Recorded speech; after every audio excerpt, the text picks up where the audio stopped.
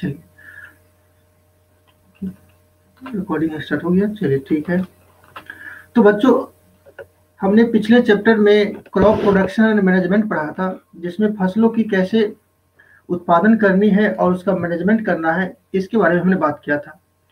अब आपके बुक का नेक्स्ट चैप्टर है माइक्रो ऑर्गेनिज्म, फ्रेंड्स एंड फो, सूक्ष्म जीव, दोस्त और दुश्मन। अब ये नाम सुनने में बड़ा उटपटांग लग रहा है कि फ्रेंड्स एंड फो, दोस्त और दुश्मन, और वो भी कौन? Micro organism.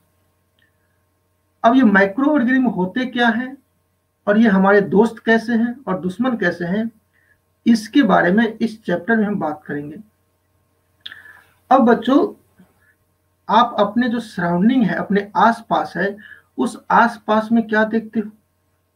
तो आप अपने सराउंडिंग में देखते हो कि आपके फ्रेंड्स होते हैं, आपके दोस्त होते हैं, आपने बॉयज देखते रहते हो, या आपके कोई पसंदीदा पेट है, पालतू कुत्ता है, आप उसके साथ खेलते रहते हो, आपको वो नजर आते हैं, या किसी का पेट बिल्ली होगा, बिल्ली के साथ रहता होगा, आप इसको देखते होगे। या अगर जंगल में जाओ घूमने के लिए तो आपको लायंस मिल जाएंगे, शेर मिल जाएंगे। चले जाओ पटना के चिड़ियाघर में तो आपको वहां पे मिल जाएगा, या एलिफेंट मिल जाएंगे। तो आप अपने सराउंडिंग में या अगर जंगल में जाओगे तो आपको ये सारे चीज मिलेंगे। आपको इसके अलावे भी बहुत सारी चीज है जिसका मैंने यहाँ पे तस्वीर आपको नहीं दिखाया है। आपको पशु पक्षी में, जैसे पक्षी में मिल जाएगा, कोयल मिल जाएगा, कबूतर मिल जाएगा, सुगा मिल जाएगा। जानवर में भी और भी तरह के जानवर मिल जाएंगे आपको। तो ये सारे के सारे जीव आपको नजर आएंगे। तो ये आपको दिखते हैं। जैसे ये लड़का आपको खड़ा है, ये लड़का आपको दिखता है, ये लड़का आपको दिखता है, ये कुत्ता भी आपको दिखता है, ये बिल्ली भी दिखता है, ये लायन भी दिखता है, और ये एलिफेंट भी आपको दिखता है, क्योंकि ये बहुत बड़े जीव है, इसको हम आसानी से देख पाते हैं। क्या पृथ्वी पर सिर्फ यही जीव निवास करते हैं या इसके अलावे भी कोई जीव है जो निवास करते हैं? तो बच्चों, पृथ्वी पर इसके अलावे भी बहुत सारे जीव हैं जो निवास करते हैं। वह जीव बच्चों क्या है? तो वह माइक्रो ऑर्गेनिज्म की दुनिया है। अब जैसे आप देखोगे तो आपको इस तरह के कीड़े आपको नजर आएंगे। अब ये कीड़े आपको नजर नहीं आएंगे, ये बहुत ही छोटे होते हैं। अगर इसको हम माइक्रोस्कोप की मदद से देखेंगे हम, तो ही नजर आएंगे आपको। इसके अलावा इस तरह के बहुत सारे कीड़े हैं जो आपके स्क्रीन पे आ रहा होगा। ये कीड़े सब आपको नजर आएंगे। ये बहुत सारे छोटे छोटे जीव हैं। इन सबको माइक्रोस्कोप के द्वारा बड़ा करके आपको दिखाया जा रहा है ताकि आप इसको देखो। तो आपका जो ये लिविंग वर्ल्ड है, जहां पे हम लोग निवास करते हैं, यहाँ पर सिर्फ पेड़ पौधे, इंसान, जानवर ही नहीं पाए जाते हैं। इसके अलावे भी बहुत सारे ऐसे छोटे छोटे जीव पाए जाते हैं जिसको हम अपनी आंखों से देख भी नहीं पाते हैं। तो ये जो जीव जिन्हें हम अपनी आंख से देख नहीं पाते हैं, इन जीवों को क्या कहते हैं? माइक्रो ऑर्गेनिज्म कहते हैं, क्योंकि इन्हें देखने के लिए हमें माइक्रोस्कोप की जरूरत होती है। बिना माइक्रोस्कोप की मदद से हम देख नहीं पाते हैं। तो इन जीवों को माइक्रो ऑर्गेनिज्म कहा जाता है। तो अब इसका डिफिनेशन की अगर बात करें तो डिफिनेशन क्या होता है? तो कहा है कि the organism which are so small, कि जो जीव वो इतने छोटे होते हैं, that it is impossible to see them with the naked eyes, उसको हम खुली आंख से, नेक्ड आइज मतलब हो गया बिना आंख पे लेंस चढ़ाए हुए, बिना माइक्रोस्कोप की मदद से हम उस जीव को देख नहीं पाते हैं। तो उस जीव को हम लोग क्या कहते हैं? सूक्ष्म जीव कहते हैं, माइक्रो ऑर्गेनिज्म कहते हैं। तो आपने पीछे देखा था कि जितने भी ये जो छोटे छोटे माइक्रो ऑर्गेनिज्म है, इन्हें आप अपनी आंखों से नहीं देख सकते हो। अगर इसको देखना है आपको, तो आपको क्या करना होगा? तो आपको अपने साइंस लैब में माइक्रोस्कोप जो रखा हुआ है, कंपाउंड माइक्रोस्कोप, उससे देखना होगा। इसके अलावा साइंटिस्ट के पास क्या होते हैं? इलेक्ट्रॉन माइक्रोस्कोप होते हैं। उस माइक्रोस्कोप से देखोगे तब जाकर के क्या होगा? आपको वह दिखेगा, क्योंकि इतने छोटे होते हैं। जैसे देखो अभी कोरोना का प्रकोप चल रहा है, सारे लोग भयभीत हैं क्योंकि बहुत सारे लोग इससे मारे जा रहे हैं। क्या किसी ने कोरोना का वायरस देखा है? तो कहेगा टेलीविजन में देखे हैं तो वो वैसे होता है, ऐसे होता है। वो टेलीविजन में दिखाया जा रहा है ना, क्या आपने आंखों से देखा है? हवा में उड़ते हुए कहता है कि लोग हवा में फैल जाता है, लोग छींकता है तो हवा में आ जाता है, हवा से फैल जाते हैं, क्या आपने देखा है उसको? तो जवाब आएगा नहीं देखा है। क्यों नहीं देखा है? क्योंकि वो इतने छोटे होते हैं कि उसको देख ही नहीं सकते हैं। अगर उन्हें देखना है तो हमें क्या करना होगा? तो अच्छे क्वालिटी के माइक्रोस्कोप का इस्तेमाल करना होगा, तब जाकर के हमें क्या होगा? वह दिखाई देगा। तो इन सभी जीवों को हम क्या कहते हैं? माइक्रो ऑर्गेनिज्म कहते हैं। माइक्रो मतलब छोटा, ऑर्गेनिज्म मतलब जीव, छोटा जीव। छोटा मतलब कितना छोटा है कि हम उसको आंख से नहीं देख सकते, खुली आंख से। उसको देखने के लिए अपने आंख पे लेंस चढ़ाना होगा, माइक्रोस्कोप लगाना होगा, तब देख सकते हैं। अब ये जो माइक्रो ऑर्गेनिज्म होते हैं बच्चों, या आपको यूनिसेलुलर भी हो सकते हैं या मल्टी सेलुलर भी हो सकते हैं। अब यहाँ पर दो शब्द का इस्तेमाल हो रहा है, एक हो रहा है यूनी। अब देखो यहाँ पर एक शब्द यूनी, यूनी मतलब बच्चों होता है वन, यूनी मतलब क्या होता है? वन। और दूसरा शब्द है मल्टी, मल्टी, मल्टी मतलब क्या होता है? मैनी, मल्टी मतलब होता है मैनी। और उसके आगे लगा है सेल, तो वन, इसके आगे लगा दो सेल, इसके आगे लगा दो सेल। तो जिस जीव के पास सिर्फ क्या हो? एक ही सेल हो, वह क्या कहलाएगा? यूनिसेलुलर। और जिसके पास मेनी सेल हो, बहुत सारे सेल्स हो, वह क्या कहलाएगा? Multi cellular. तो ये जो माइक्रो ऑर्गेनिज्म होते हैं बच्चों, यह आपको यूनिसेलुलर भी हो सकते हैं, मतलब एक सेल के भी बने हुए हो सकते हैं, या यह एक से बहुत ज्यादा सेल से भी मिलकर बने हुए होते हैं। अब ये पाए कहाँ जाते हैं? तो ये जितने भी माइक्रो ऑर्गेनिज्म है, ये आपको सभी जगह पाए जाते हैं। जिस तरह से हम लोग कहते हैं एयर इज एवरीवेयर, वैसे ही हमें यह भी कहना होगा माइक्रो ऑर्गेनिज्म इज एवरीवेयर। ठीक है, तो दे आर फाउंड इन, यहाँ पे ए ई भी ई लिखा गया, मिस्टेक हो गया, मैं इसको काट दे रहा हूं। दे आर फाउंड एवरीवेयर, ये आपको सभी जगह पाए जाते हैं। इन सॉइल, मिट्टी में पाए जाते हैं, वाटर में पाए जाते हैं, एयर में पाए जाते हैं, यहां तक कि हमारे बॉडी में पाए जाते हैं। और इवन इन एक्सट्रीम क्लाइमेट, यहां तक कि जो एक्सट्रीम क्लाइमेट है, मतलब जहां पर ज्वालामुखी फट रहा होता है, वहां से देखो लावा निकलते रहता है, मोल्टेन मैग्मा निकलते रहता है, उस लावा में भी पाए जाते हैं। रेगिस्तान में इतनी चिलचिलाती गर्मी रहती है, उस गर्मी में पाए जाते हैं। तो इस तरह से हम क्या कर सकते हैं? Microorganism is also everywhere as like air. जिस तरह से हवा सभी जगह पाए जाते हैं, उस तरह से माइक्रो ऑर्गेनिज्म क्या होते हैं बच्चों? सभी जगह पाए जाते हैं। वो मिट्टी में भी पाए जाते हैं, वह पानी में पाए जाते हैं, हवा में पाए जाते हैं, इंसान के शरीर में, जानवर के शरीर में, पेड़ पौधे के शरीर में पाए जाते हैं। और यहाँ तक कि अगर सबसे खराब जलवायु होगा, वहां पर भी यह पाए जाते हैं, क्योंकि उसका बॉडी ऐसा होता है कि वो हर एक जगह रह सकता है। अब ये माइक्रो ऑर्गेनिज्म कितने प्रकार के होते हैं? तो ये जो माइक्रो ऑर्गेनिज्म हमने जान लिया कि जिसको देखने के लिए हमें माइक्रोस्कोप की जरूरत होती है। अब ये जो माइक्रो ऑर्गेनिज्म है, इसको मेनली चार भागों में बांटा गया। कितने भागों में बांटा गया है? चार भागों में।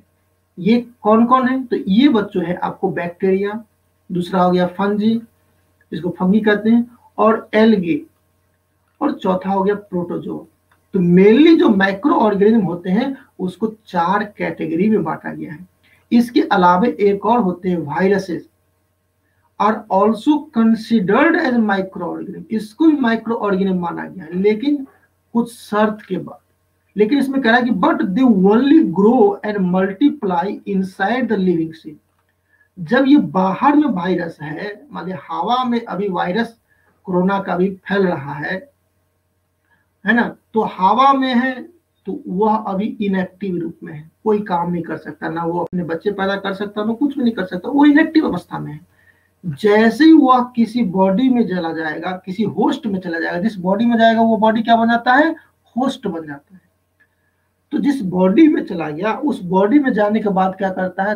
वह ग्रो करता है, और वहां पर जाने के बाद वो अपना मल्टीप्लाई करता है। तो इसका थोड़ा सा अलग मैकेनिज्म है, जबकि ये जो सारे के सारे हैं, ये बाहर में भी क्या करता है? अपना ग्रो और मल्टीप्लाई कर लेता है। तो दोनों में थोड़ा सा अंतर ये है। अगर पूछे जाए कि माइक्रो ऑर्गेनिज्म कितने प्रकार के होते हैं, तो आप कह सकते हो कि वो 5 प्रकार के होते हैं, लेकिन मेनली इसको 4 भागों में बांटा गया है। वो है बैक्टीरिया, फंगी, एल्गे और प्रोटोजोआ है। ये जो पांचवा है, पांचवा को भी आप मान सकते हो, लेकिन इसके पीछे कारण है कि वह आपको ग्रो तब करते हैं जब उसको होस्ट मिल जाता है, जब उसको कोई प्लांट मिल जाता है, कोई एनिमल मिल जाता है, उसके बॉडी में जाएगा, उसके बाद क्या करेगा, वो ग्रो करेगा। क्योंकि इसके पास अपना कोई मैकेनिज्म नहीं होता है जिस मैकेनिज्म के थ्रू क्या करे वो भोजन पानी ले सके वो। तो ये हो गया। तो आपने इस माइक्रो ऑर्गेनिज्म के प्रकार को समझा। अब इसमें हम एक एक करके जानेंगे कि बैक्टीरिया क्या होता है, फंगी क्या होता है, एल्गे क्या होता है, प्रोटोजोआ क्या होता है और इसके काम क्या है। तो फर्स्ट बच्चों, अब हमारा टॉपिक है बैक्टीरिया। अभी बैक्टीरिया क्या है, तो कहा कि bacteria are single celled organism with different shapes and size. Bacteria क्या है आपको, तो सिंगल सेल्ड ऑर्गेनिज्म है। इसके लिए मैंने एक शब्द का नाम बताया था, आप में से कोई बताएगा क्या नाम बताया था मैंने?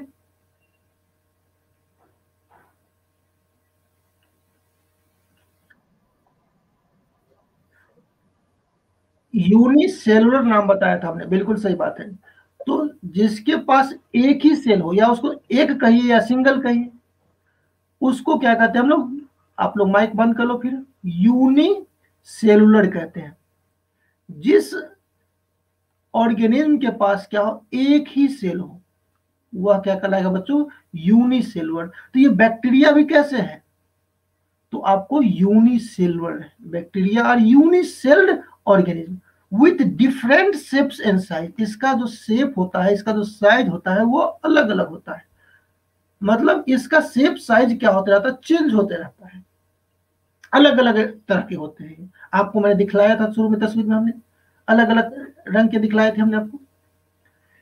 अब ये कहाँ पाए जाते हैं, तो जिस तरह से हमने बताया था माइक्रो ऑर्गेनिज्म, उसी तरह से बैक्टीरिया भी है, क्योंकि बैक्टीरिया भी क्या माइक्रो ऑर्गेनिज्म ही है।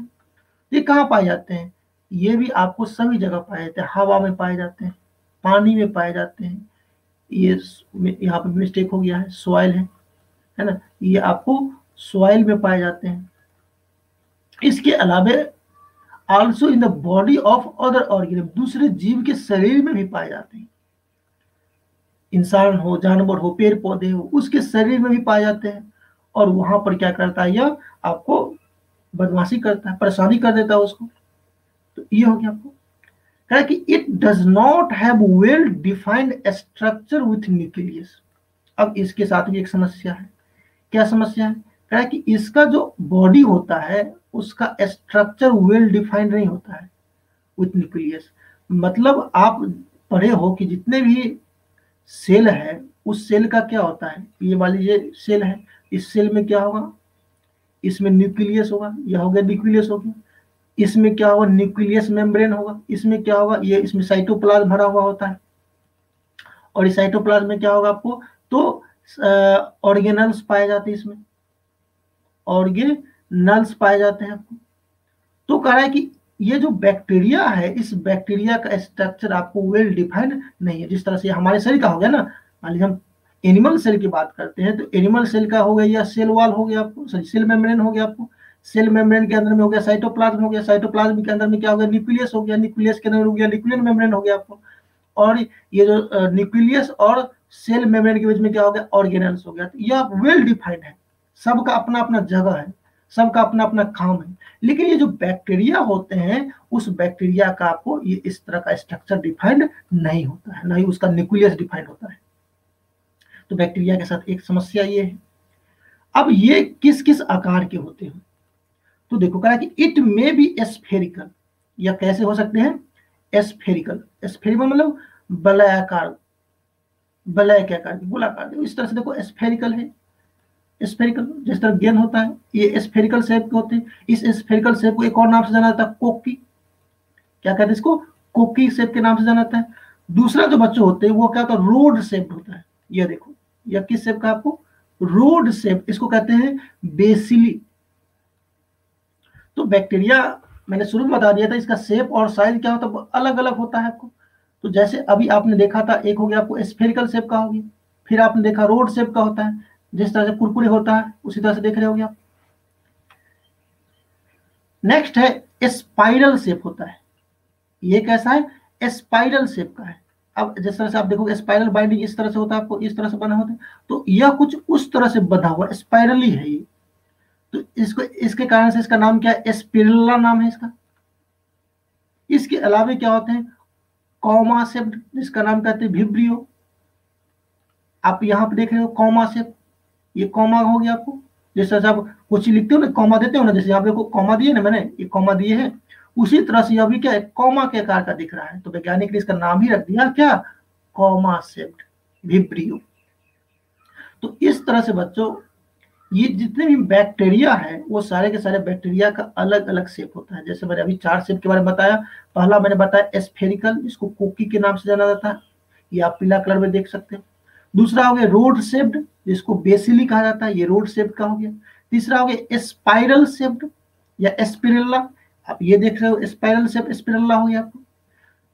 चौथा हो गया आपको कॉमा शेप्ड हो गया, कॉमा के आकार का, देखो कॉमा का ये डंडा लगा हुआ है, कॉमा शेप, इसको विब्रियो के नाम से जाना था। तो ये 4 अलग अलग शेप में मैंने अभी आपको बताया। अब इसी में आप जैसे लैक्टोबैसिलस का तो नाम सुना होगा, क्या आप लोग इसका नाम सुने हुए हो?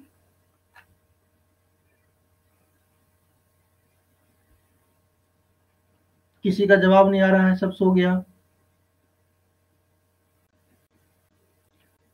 हेलो, लैक्टोबैसिलस का नाम सुने हैं आप लोग? राइजोबियम का भी नाम सुने होंगे।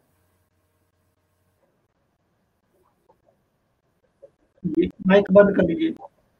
तो ये जो 2 बैक्टीरिया है, एक हो गया लैक्टोबैसिलस, जैसे आप देखो इसका आप नाम सुने होंगे, मैं आपको तस्वीर दिखा रहा हूँ। ये देखो, ये बच्चों आपको लैक्टोबैसिलस बैक्टीरिया है। अब ये लैक्टोबैसिलस बैक्टीरिया किस में पाया जाता है? कोई बच्चे मुझे बता सकते हैं फटाक से?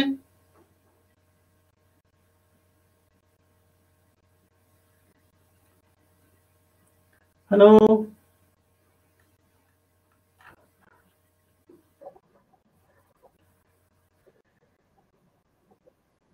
लैक्टोबैसिलस बैक्टीरिया कहाँ पाया जाता है आपको?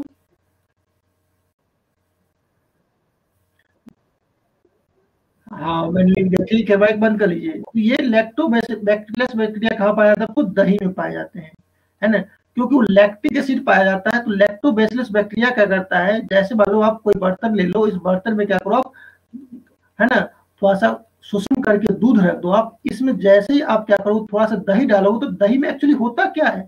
दही में एक्चुअली ये बैक्टीरिया होता है, जिसका नाम क्या है? लैक्टोबैसिलस बैक्टीरिया होता है। जैसे आप इसमें क्या करते हो, बाहर से आपने थोड़ा सा दही मिला दिया, तो यह बैक्टीरिया क्या करता है? मल्टीप्लाई करने लगता है, ग्रो करने लगता है। तो तेजी से के साथ क्या होगा, वो पूरे दूध में क्या होगा, इस बैक्टीरिया को फैला देगा, और जिससे क्या होगा, आपका दूध क्या होगा? दही में कन्वर्ट हो जाएगा। तो दही में आपको इस तरह के लैक्टोबैसिलस बैक्टीरिया पाए जाते हैं, जो हमारे लिए फायदेमंद है। वो घाटा नहीं करते, नुकसान नहीं पहुंचाते। हाँ, कभी कभी आपको सर्दी खांसी जुकाम हो रहा है, उस समय अगर खा लोगे तो क्या होगा, थोड़ा सा परेशानी कर देता है। तो इस तरह से एक हो गया लैक्टोबैसिलस बैक्टीरिया हो गया। दूसरा बच्चों होता है, वो होता है राइजोबियम होता है। इसका भी नाम आप सुने हुए हो। अब ये देखो, यह राइजोबियम बैक्टीरिया है। ये कहाँ पाए जाते हैं, बता सकते हैं कोई? एनीवन? राइजोबियम बैक्टीरिया कहाँ पाए जाते हैं?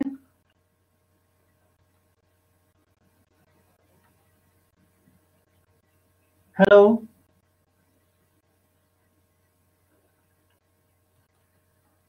हेलो,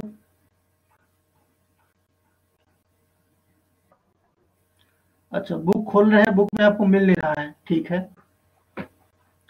तो ये जो राइजोबियम बैक्टीरिया है, आपको जितने भी दलहन पौधे हैं, कौन, लेगुमिनस या लेग्यूम्स कर सकते हैं, जितने भी दलहन पौधे हैं, दाल वाले पौधे हैं, जैसे हो गया आपको राहर का दाल हो गया, चना का दाल हो गया, मसूरी का दाल हो गया, इस पौधे के अगर जड़ को अगर उखाड़ोगे, तो उखाड़ने के बाद क्या होगा, मान लीजिए इसका जड़ आपने उखाड़ा, तो इस जड़ में देखोगे आप कि यहाँ पर क्या होता है, गांठ बना होता है। इस तरह से क्या होता है, उस समय गांठ बने हुए होते हैं। तो इस गांठ को अगर वैज्ञानिक ने खोल के देखा था तो उस गांठ में देखा कि आपको ये बैक्टीरिया पाया जाता है। अब ये बैक्टीरिया वहां पे करता क्या है, तो ये जो दाल वाले पौधे हैं, इसको दाल बनाने में, दाल में पाया जाता है प्रोटीन। दाल खाने से क्या मिलता है, प्रोटीन। तो दाल में पाया जाता है प्रोटीन, और प्रोटीन बनता है किससे, नाइट्रोजन से। नाइट्रोजन हवा में है 78%, एयर में है नाइट्रोजन। लेकिन ये जो प्लांट है, दलहन पौधा, ये ले नहीं पाते हैं। तो इन्होंने क्या किया, समझौता किया किसके साथ, राइजोबियम के साथ, कि भाई तुम क्या करो, हमको नाइट्रोजन जो एटमॉस्फेयर में 78% है वो मुझे ला करके दो। तो ये बैक्टीरिया क्या करता है, ये जो राइजोबियम बैक्टीरिया है, ये एटमॉस्फेयर से जो नाइट्रोजन है 78%, उसको ला करके और उसको नाइट्रेट में कन्वर्ट करके देता है पेड़ पौधे को। किसमें, नाइट्रेट में कन्वर्ट करके उसको देता है। फिर यह दलहन पौधे क्या करता है, इस नाइट्रेट से क्या करता है, वो अपने लिए प्रोटीन बना लेता है। अब बदले में इसको खाना चाहिए, तो ये दलहन पौधे क्या करता है, उसको बदले में खाना प्रोवाइड करता है। तो इस प्रोसेस को सिम्बायोसिस कहते हैं, जो आपने क्लास 7th में पढ़ा है आपने, सिम्बायोटिक रिलेशनशिप, जहाँ पर दो अलग अलग जीव क्या होते हैं, अपने फायदे के लिए आपस में जुड़ते हैं, तो वह सिम्बायोटिक रिलेशनशिप होता है। तो इस तरह से दलहन पौधे क्या करते हैं आपको, तो राइजोबियम बैक्टीरिया के साथ समझौता करता है। राइजोबियम बैक्टीरिया क्या करता है, तो एटमॉस्फेयर से नाइट्रोजन ला के देता है और बदले में पेड़ पौधे उसको खाना देता है। तो ये बैक्टीरिया क्या है, आपको दलहन पौधों के लिए फायदेमंद है।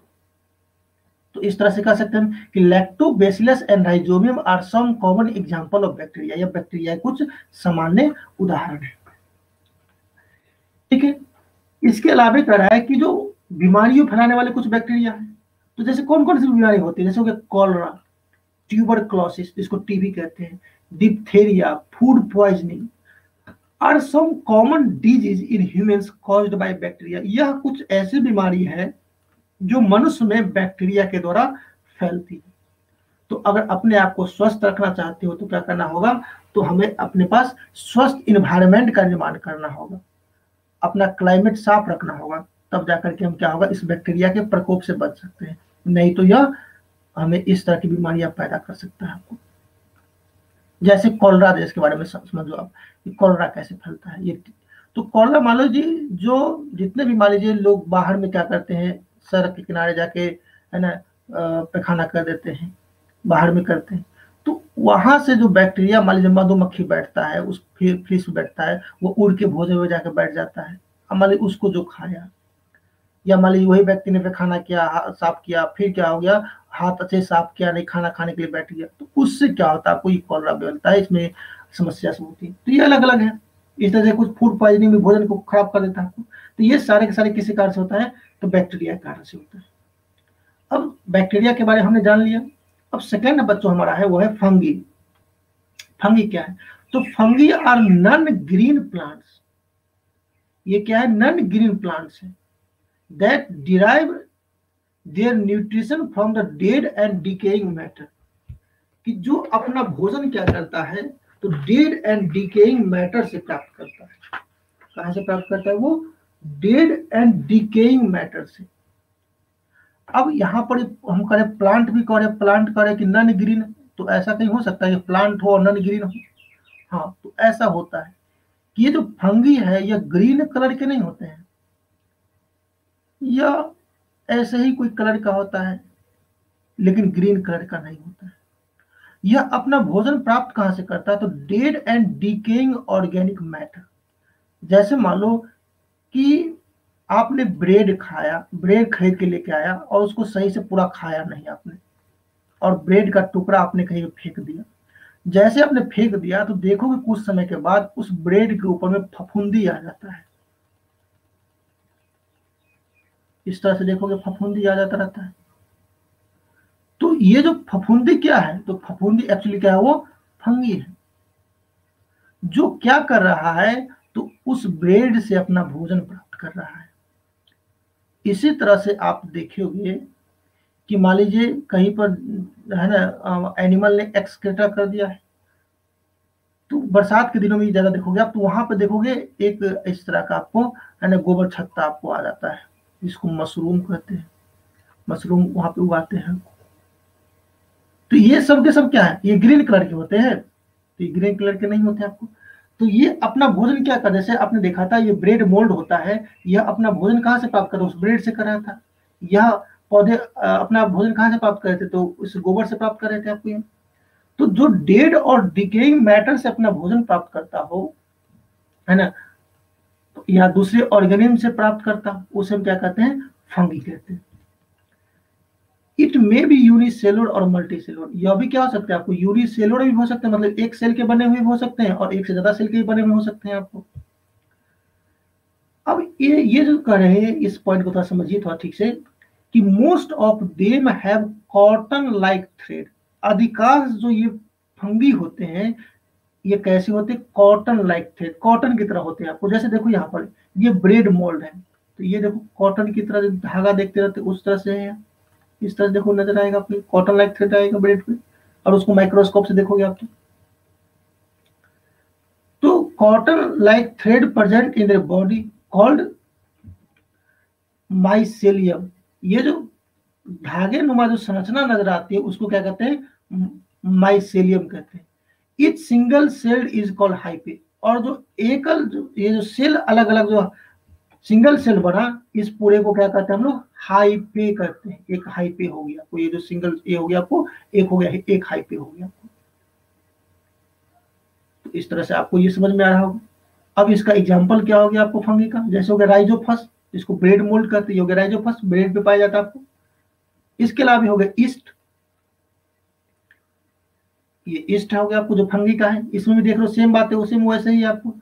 यह देखो एक कॉटन जैसी संरचना है, और उसके ऊपर में एक बॉब जैसी संरचना है, इसको बॉब कह सकते हैं, बॉब जैसी संरचना है। इसमें देखो एक बॉब जैसी संरचना है, जैसे लग रहा है आपको एक माइक रखा, माइक लगा हुआ है। इसके अलावा हो गया आपको मशरूम, हो गया आपको मशरूम, जिसको गोबर छत्ता कहते हैं। तो यह भी देखो, यह भी क्या है, फंगी है। इसी तरह से हो गया पेनिसिलिन, हो गया यह पेनिसिलिन हो गया आपको। इसके अलावा हो गया एस्पाइरेगस, हो गया आपको। तो ये सारे के सारे क्या आपको, ये सारे के सारे फंगी के एग्जाम्पल हो गया आपको। इसमें कहा कि yeast and penicillin are useful to us. अब ईस्ट और जो पेनिसिलिन है यह हमारे लिए क्या उपयोगी है। कोई बच्चे मुझे बता सकते हैं कि कैसे उपयोगी है ईस्ट और पेनिसिलिन, क्या आप लोग सुन रहे हो मुझे, ईस्ट और पेनिसिलिन कैसे हमारे लिए उपयोगी है, बता सकते हैं आप। चलिए नहीं बता सकते हैं, मैं बताता हूँ। जैसे ईस्ट है, तो ईस्ट का इस्तेमाल हम लोग क्या करते हैं, तो बियर बनाने में करते हैं, या वाइन बनाने में करते हैं। मतलब कह सकते हो दारू शराब जो बनता है वो किससे बनता है, ईस्ट से बनता है। आपको करना क्या है इसमें, मान लीजिए दारू शराब कैसे बनता है, जैसे मान लो कि हम क्या करते हैं, तो अंगूर का रस ले लेते हैं। इस बर्तन में हमने क्या किया, अंगूर का रस ले लिया हमने इसमें। अब इस अंगूर के रस में क्या किया जाएगा, थोड़ा सा ईस्ट को डाल देंगे। जैसे ईस्ट को डाल देंगे तो ईस्ट क्या करेगा आपको, कि इसको वो कन्वर्ट कर देगा, किसमें, अल्कोहल में कन्वर्ट कर देगा, शराब में कन्वर्ट कर देगा, तोड़ देगा उसको, शराब में कन्वर्ट कर देगा आपको। तो इस तरह से क्या करते हैं हम लोग, तो शराब बनाने के लिए हम क्या करते हैं, ईस्ट का उपयोग करते हैं। इसके अलावा जो एक मेडिसिन आता है, पेनिसिलिन आता है, दर्द बीमार गोली आता है, तो पेनिसिलिन जो आपने देखा था, ये पेनिसिलिन फंगी है, उससे क्या किया जाता है, तो इसको बनाया गया था अलेक्जेंडर फ्लेमिंग ने, है ना। तो इन्होंने, अलेक्जेंडर फ्लेमिंग ने, दूसरा कोई वैज्ञानिक थे जिन्होंने क्या किया था, तो इससे क्या किया ना, उन्होंने इसका निर्माण किया था। ठीक है,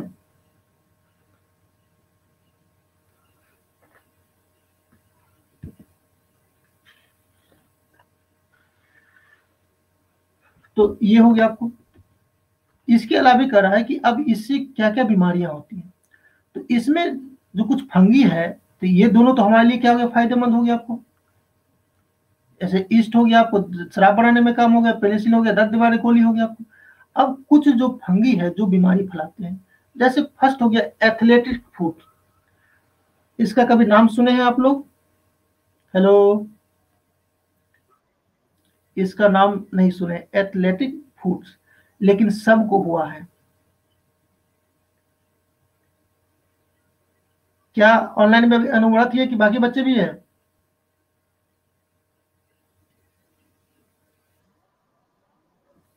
हाँ, नाम सुने हैं आपने एथलेट फुट?